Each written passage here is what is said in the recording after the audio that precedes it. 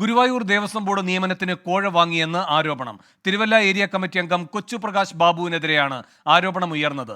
CPIM സംസ്ഥാന സെക്രട്ടറിക്ക് പരാതി നൽകിയിട്ടും ഫലമുണ്ടായില്ലെന്ന് പരാതിക്കാരനായ ഷാജി 24-നോട് പറഞ്ഞു. ജോലി തരാമെന്നും പറഞ്ഞാണ് നമ്മൾ 2.5 ലക്ഷം രൂപയാണ് ചോദിച്ചത്. ഗുരുവായൂർ ദേവസ്വത്തിലേക്കാണ് 2.5 ലക്ഷം രൂപയെന്ന് പറഞ്ഞത്. അതുകൊണ്ടാണ് ഡിമാൻഡ് ഇല്ലാത്തത്. അപ്പൊ ഞാൻ വിചാരിച്ചു ഞാനോ കൂലിപ്പണിക്കാരനാണ്, അപ്പം മക്കളെങ്കിലും എന്തേലും ആയിക്കോട്ടെ കൊണ്ട് ഇല്ലാത്ത പലിശയ്ക്ക് മേടിച്ചാണ് ഈ പൈസ ഞാൻ കൊടുക്കുന്നത്.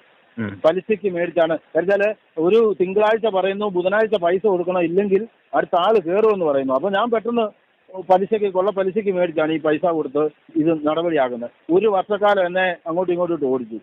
പാർട്ടി ബ്രാഞ്ചിൽ കൊടുത്തു, ഏരിയ സെക്രട്ടറിക്ക് കൊടുത്തു, ജില്ലാ സെക്രട്ടറിക്ക് കൊടുത്തു, സംസ്ഥാന സെക്രട്ടറിക്ക് 4 പരാതി, 2 നേരിട്ടും കൊടുത്തു, 2 അയച്ചും കൊടുത്തു. ഒരു നടപടി എന്റെ അടുത്ത് ഈ കിഴക്കുമുറി ബ്രാഞ്ചിൽ നിന്ന് പോലും എന്നെ വിളിച്ചൊന്നു ഈ കാര്യം എന്താണെന്ന് ആരും തിരക്കിട്ടില്ല. ശ്രീകുമാർ പത്തനംതിട്ടയിൽ നിന്ന് വിവരങ്ങളുമായി ചേരുന്നു. ശ്രീത്തെ, ഒരു കൂലിപ്പണിക്കാരന്റെ കയ്യിൽ നിന്നാണോ ഏരിയ കമ്മിറ്റി അംഗം കോഴ വാങ്ങിയത്?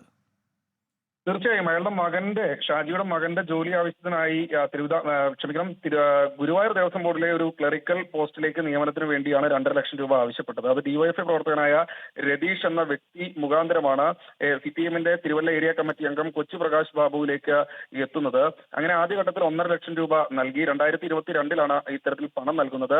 പിന്നീടാണ് വഞ്ചിക്കപ്പെട്ടു എന്ന് ബോധ്യപ്പെടുന്നത്. തിരുവല്ല ഏരിയ കമ്മിറ്റി അംഗമായ കൊച്ചുപ്രകാശ് ബാബു ഇത്തരത്തിൽ പറ്റിച്ചുവെന്ന് ബോധ്യപ്പെട്ടതോടുകൂടി തന്നെ കൃത്യമായ രീതിയിൽ ഈ പണം തിരികെ വാങ്ങാൻ പാർട്ടി നേതാക്കളെ ബന്ധപ്പെട്ടു. അങ്ങനെ ഗത്യന്തരമില്ലാതെ ഘട്ടം ഘട്ടമായി പണം തിരികെ നൽകുകയായിരുന്നു.